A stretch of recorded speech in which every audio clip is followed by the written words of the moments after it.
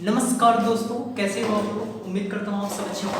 मैं प्रिंस आपको इस यूट्यूब चैनल पर सोशल सर्विस पढ़ा रहा हूँ। मेरा यूट्यूब चैनल प्रिंस 21 पांडे और इसके साथ मेरा मोबाइल नंबर है 98078164 जिस पे आपको सोशियोलॉजी संबंधित एनी क्वेरीज हो आप इस नंबर पे कांटेक्ट कर सकते हो। मैं आपको बताना चाहूँगा कि हमारी ऑनलाइन क्लास मॉर्निंग में सुबह 8 से 10 बजे के बीच में रनिंग में है गूगल मीट पे। अगर आप उस क्लास को ज्वाइन करना चाहते हैं तो आप इस नंबर पे कांटेक्ट करिए, उससे संबंधित जो भी डिटेल होगी आपको प्रोवाइड कर दी जाएगी। इसके साथ ही हमारा यूजीसी नेट का प्रथम प्रश्न संबंधित कोई भी मटेरियल हो या कोई भी उसके बारे में कोई भी इश्यूज हो, आप उसके संबंधित जो भी जानकारी हो आप इस नंबर पे कांटेक्ट करिए, आपको उसके बारे में जो भी होगा बता दिया जाएगा। इसके साथ ही मैं बताना चाहूँगा कि आज जो मॉर्निंग में हमारी क्लास चली थी वो क्लास हुआ था सोशल थिंकर से रिलेटेड।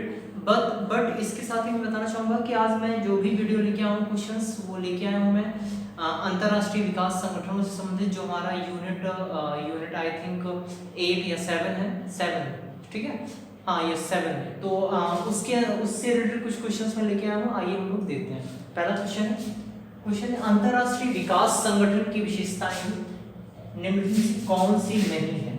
ध्यान दीजिएगा, अंतर्राष्ट्रीय विकास संगठन आपको पता है कि ये इंटरनेशनल बेसिस पर विकास के कार्यों को करने का लोगों का एक समूह होता है जो एक कहेंगे कि एक समानता आधारित न्यायपूर्ण कार्य करने के लिए क्या करता हुआ प्रतिबद्ध है ये संगठन। और इससे संबंधित बहुत सारी इंस्टीट्यूशंस, बहुत सारे जो ऑर्गेनाइजेशंस हैं वो जुड़े हुए हैं, लाइक एज WHO, या इसके साथ साथ आप इसमें अंतर्राष्ट्रीय न्यायालय ले लीजिए, सुरक्षा परिषद ले लीजिए, ठीक है, महासभा ले लीजिए। ये सब सारे क्या है, ये सब सारे संयुक्त राष्ट्र संघ के ये सब पार्ट हैं। जैसा कि आपको पता है संयुक्त राष्ट्र संघ अभी आगे आएगा, उसमें हम 6 पार्ट पढ़ेंगे उसके बारे में भी, ठीक है। तो ये सब सारे क्या है, ये सब सारे इंटरनेशनल बेसिस पर किसी एक कहेंगे कि सेक्टर वाइज या स्टेट बेसिस या सेंट्रल कंट्री बेसिस पर कार्य नहीं, बल्कि एक इंटरनेशनल बेसिस पर क्या करते हैं, लोगों के विकास कार्यों में, नीतियों कार्यक्रमों के निर्माण में क्या करते हैं, सहयोग प्रदान करते हैं, लोगों का सहयोग देते हैं, ठीक है। इसके साथ मैं आपको बताना चाहूंगा कि इसमें इनकी क्या विशेषताएं हैं, कि मतलब कौन सी विशेषताएं जो इसमें शामिल नहीं है अंतर्राष्ट्रीय विकास संगठनों के अंतर्गत। तो संधि पर आधारित स्वरूप, यानी ये जो अंतर्राष्ट्रीय विकास संगठन है इसका जो निर्माण है वो कॉन्ट्रैक्ट, यानी जो भी है इसमें लोगों, जो देश है, सदस्य देश है उसके संगठन के, इस संगठन के सदस्य देशों के बीच में परस्पर संधि के आधार पर इस संगठन क्या है, स्वरूप में अपने आया है। तो ये सही है, संधि के आधार पर इसका स्वरूप निर्मित हुआ है। इसके साथ ही असंगठित ढांचा, स्वतंत्र अधिकार और कर्तव्य, ये सही है बिल्कुल। इसके साथ ही अंतर्राष्ट्रीय कानून का निर्माण, यानी एक अंतर्राष्ट्रीय बेसिस पर, जैसा कि आपको पता है अंतर्राष्ट्रीय न्यायालय, ठीक है, जो हमारा दी हैग नीदरलैंड में हमारा स्थित है, ये एक इंटरनेशनल बेसिस पर लोगों को न्याय दिलाने का काम करता है। आप जैसे चाहे वो जाधव का चाहे मामला लीजिए, या इसके साथ ही आपने जाधव का देखा था कि पाकिस्तान में वो हमारे काफ़ी दिनों से थे, काफ़ी दिनों से उनको नज़रबंद किया गया था, और उस मामले को लेकर भारत के रिप्रेजेंटेटिव जो भी थे सुषमा स्वराज, उन्होंने अंतर्राष्ट्रीय न्यायालय में उसके लिए गुहार लगाई थी, राइट। तो इस प्रकार से तो एक अंतर्राष्ट्रीय, जब किसी डिफरेंट टाइप की जो कंट्री होती हैं उनके बीच में जब न्याय के आधार पर या कोई भी एक कहेंगे कि मामला उठता है, कोई भी मुद्दा आता है, तो उसके लिए वहाँ की कोर्ट नहीं बल्कि एक कोर्ट के रूप में आप बोल सकते हो, जिससे सपोज दैट किसी कंट्री में सुप्रीम कोर्ट, हाई कोर्ट होता है, ऐसे ही इंटरनेशनल बेसिस पर अंतर्राष्ट्रीय न्यायालय स्थित है, ठीक है, उसके भी अपने कार्य हैं। तो इस प्रकार से अंतर्राष्ट्रीय कानून निर्माण करने का भी कार्य इस संगठन का है, इस संगठन में है। तो इसका आंसर क्या हो जाएगा, इसका आंसर होगा बी आंसर। क्यों, क्योंकि असंगठित नहीं है। जब आप ये बताइए, जब इस अंतर्राष्ट्रीय विकास संगठन का इतना सिस्टमैटिक रूप से कार्य है, इतना सिस्टमैटिक ढंग से लोगों की नियुक्ति की जाती है, लोग व्यवस्थित किस प्रकार से होते हैं, तो फिर इसका असंगठित कैसे हो सकता है, ठीक है। यानी इसका स्वरूप क्या है, संगठित है, असंगठित नहीं है। तो इसका आंसर क्या हो जाएगा, बी आंसर। नेक्स्ट क्वेश्चन, विश्व के प्रथम अंतरराष्ट्रीय संगठन का निर्माण कब हुआ था?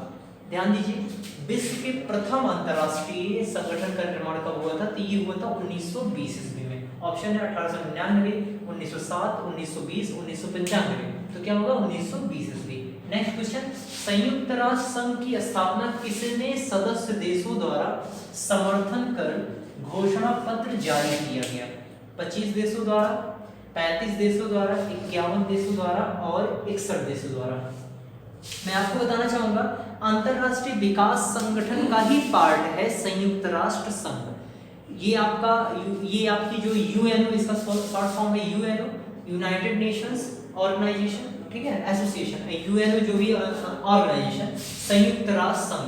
तो इसकी स्थापना कितने सदस्य देशों द्वारा की गई थी? ये की गई थी 51 देशों द्वारा। यानी 51 देश जो थे उनके हस्ताक्षर के द्वारा संयुक्त राष्ट्र संघ का निर्माण हुआ था। इसमें विभिन्न प्रकार के देश हैं, भारत भी इसमें शामिल है। ठीक, नेक्स्ट है, वर्तमान समय में यूएनओ में कितने सदस्य देश हैं? तो आपका आंसर ऐसे भी मिल जाएगा कि इसमें कितने 50, 51। एक सेकंड में आपको बताना चाहूंगा, ये ऑप्शन शायद मैंने गलत लिख दिया है ऑप्शंस। एक सेकंड, यस, वर्तमान में कितने सदस्य थे, ये ऑप्शंस गलत है इसमें। ठीक है, ऑप्शंस वैसे मैं बता दे रहा हूँ, इसमें 193, वर्तमान में 193 है। लेकिन जब ये इसकी स्थापना हुई थी 24 अक्टूबर 1945, इसका एक कहेंगे औपचारिक रूप में जब इसका गठन हुआ था, तो उस समय इसके जो कंट्री मेंबर थे वो कौन कौन थे, वो कितने थे? वो 189 थे।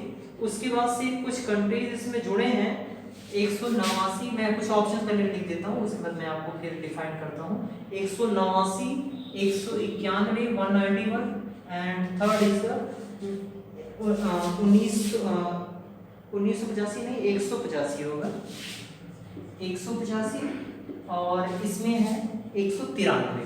तो वर्तमान में कितने सदस्य देश है? 1993। लेकिन इसका जब गठन हुआ था तो 189 इसमें क्या थे? कंट्रीज मेंबर थे इसमें संयुक्त राष्ट्र संघ में। इसके बारे में कुछ और भी इंपॉर्टेंट चीजें मैं बता देना चाहूंगा कि इसका जो स्थापना हुआ था, इसका जो कहेंगे कि इसका कार्यालय कहाँ है? संयुक्त राष्ट्र संघ का कार्यालय कहाँ है? तो ये कार्यालय है न्यूयॉर्क में। ठीक है, न्यूयॉर्क में है। इसके साथ ही कुछ और भी इंपॉर्टेंट, इसका चार्टर कब लागू हुआ था संयुक्त राष्ट्र संघ का? जैसे कि मैंने आपको बता दिया 24 अक्टूबर 1945 ईस्वी में। इसके साथ ही इसके बारे में कुछ और भी इंपॉर्टेंट चीजें, जैसे मैं आपको बताना चाहूंगा कि संयुक्त राष्ट्र संघ में को अंतिम रूप से 50 देशों द्वारा 1945 में बैठक हुई थी। 1945 में पहली जो बैठक हुई थी इसके संबंध में सदस्य देशों के द्वारा, वो कहाँ हुआ था? तो वो हुआ था सैन फ्रांसिस्को, राइट, यहाँ पे हुआ था। इससे संबंधित जो भी इंपॉर्टेंट था वो मैंने आपको बता दिया। अब कुछ इसमें एक इंपॉर्टेंट लाइन है वो कुछ कि संयुक्त राष्ट्र संघ के संविधान में संशोधन किया जा सकता है। यानी कोई भी कानून से संबंधित कोई भी अगर कुछ भी संशोधन अमेंडमेंट किया जाएगा तो वो किसके थ्रू किया जाएगा? यानी किन देशों के सदस्य देशों के द्वारा की हस्तक्षेप से वो उसमें संशोधन किया जाएगा? तो हम इसको डायरेक्ट आपको बता देना चाहूंगा कि हमारा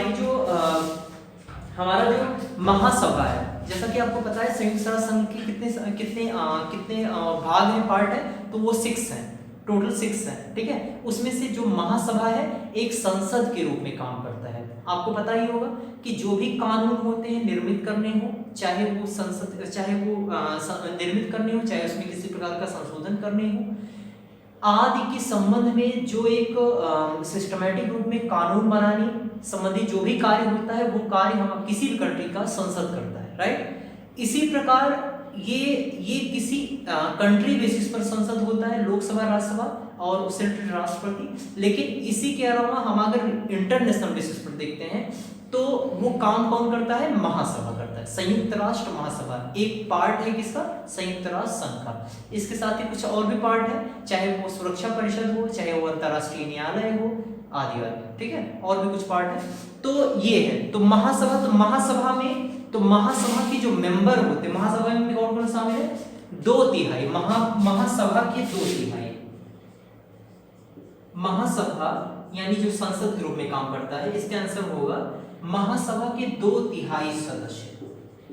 महासभा के जो 2/3 सदस्य होते हैं, इसके साथ और कौन शामिल होता है, इसके साथ इसमें शामिल होते हैं सुरक्षा परिषद के 9 सदस्य, मिलकर 9 सदस्य, इसके साथ ही 9 सदस्य सुरक्षा परिषद के 9 जो होते हैं सदस्य वो सुरक्षा परिषद के होते हैं,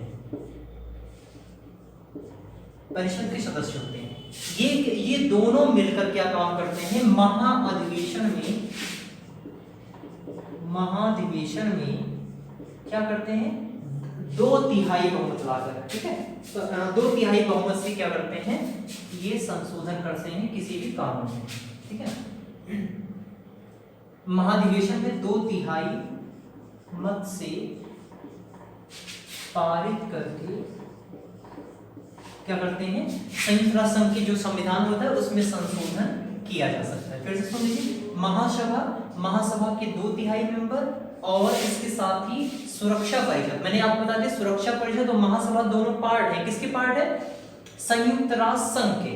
तो संयुक्त राष्ट्र संघ के 2 पार्ट है, ये महासभा और सुरक्षा परिषद, ये दोनों मिलकर इसके 2/3 सदस्य होते हैं, इसके 9 सदस्य होते हैं, दोनों मिलकर क्या करते हैं, महाधिवेशन लाते हैं। और इसमें क्या होता है, 2/3 मत जो भी होता है, तो टोटल मेंबर को मिलाकर उसका 2/3 मत होना चाहिए, उससे जो पारित जो भी होगा उससे संशोधन होता है किसी भी कानून में। ओके, मैं आज बस इतना ही, और इसके साथ मैं बताना चाहूँगा अगर आपको वीडियो अच्छे लगे तो प्लीज़ लाइक करें, शेयर करें, सब्सक्राइब करें।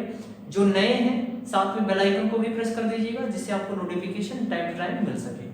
तो नेक्स्ट मैं कल आपको जो भी वीडियो प्रोवाइड करूंगा वो हम कुछ सोशल थिंकर से संबंधित होगा, ऐसे ही मैं प्रयास करूंगा। चलिए, थैंक यू सो मच।